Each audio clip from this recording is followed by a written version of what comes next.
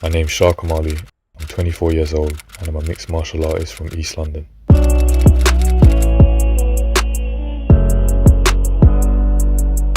was born here in London. I grew up in a small area called Stepney Green. So my parents are first generation. They didn't have access to the education that we have in this country, so they always prioritized that for us, me and my siblings. And I was fortunate enough to get good grades and go to university. I graduated with a degree in electrical engineering. Before my 20th birthday, this was just before heading to university, I was looking for a new hobby. I was looking for places to train at, and Fight Zone popped up on Google. It was one of the first ones. So I booked the free trial, came in. I didn't have a gi. The next day I bought a gi off Amazon. It wasn't the best quality, but I just started coming out. At first it was 2 times a week, and then 3 times a week. And then before I knew it, I was training, 2 times a day, five times a week, 3 times a day even.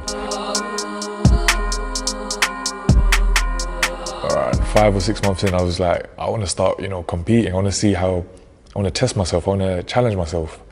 The whole time I was training jiu-jitsu, I would see across the mats, there'd be the MMA class on, and I'd see the coach there, Stuart, and I was really intrigued. Like, MMA, it's everything, right? It's striking, jiu-jitsu, wrestling. I wanted to see if I can apply my jiu-jitsu in a fight situation. So, I started going to the MMA classes.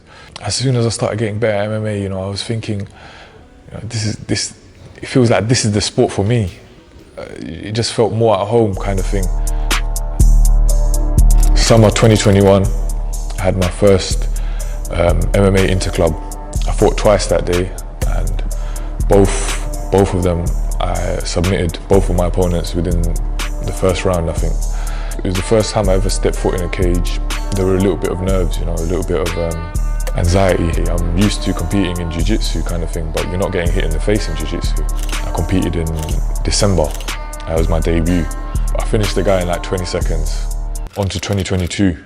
My first fight was in April. I finished that guy in 21 seconds as well. I mean, that fight really boosted my popularity. I think that fight put my name out there.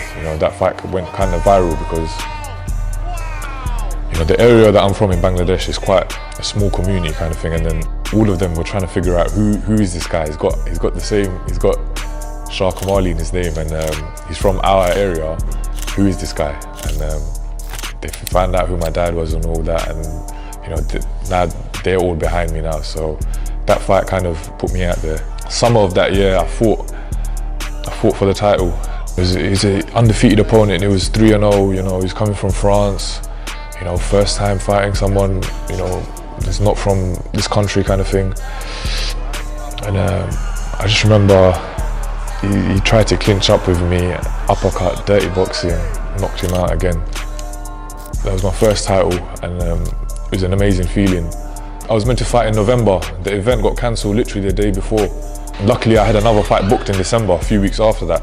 And the opponent that I faced, they was hyping him up to be like a really solid wrestler. And even in the backstage, people were going on about how, that lad, he can wrestle. And I remember just just staying calm in that moment. It doesn't matter what people say. What matters is what happens when you're in the cage. There aren't a lot of Bangladeshi athletes out there. It's inspiring, I guess, for other people to see. Many people know us British Bangladeshis for our cuisine, our restaurants. But I want to show people that we don't just have naga in our dishes. We've got naga in these hands too. I train 6 days a week, Monday to Saturday. Usually I train twice a day, a session in the morning, a session in the evening if I can. The main thing about training is your attitude. You have to be willing to learn, you have to be willing to push yourself, you have to be willing to challenge yourself. You have to listen to your coaches. At the end of the day, your coaches just want what's best for you. We've got Marco, for the head coach for jiu-jitsu, Nico for nogi, and James, and our MMA coach, Stuart.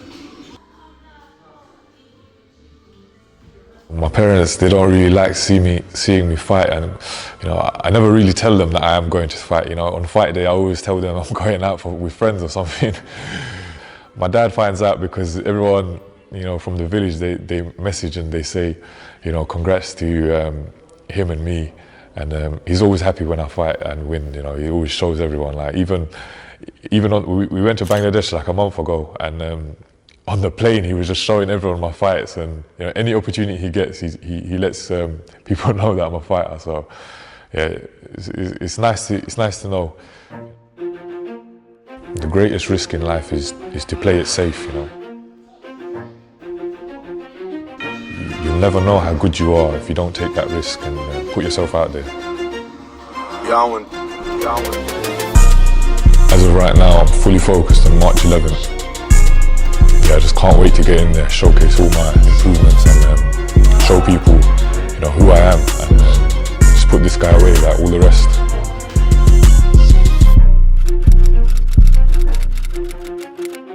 I visualize every part of the fight, the fine details. I visualize everything, and I make sure that mentally I'm as prepared as possible.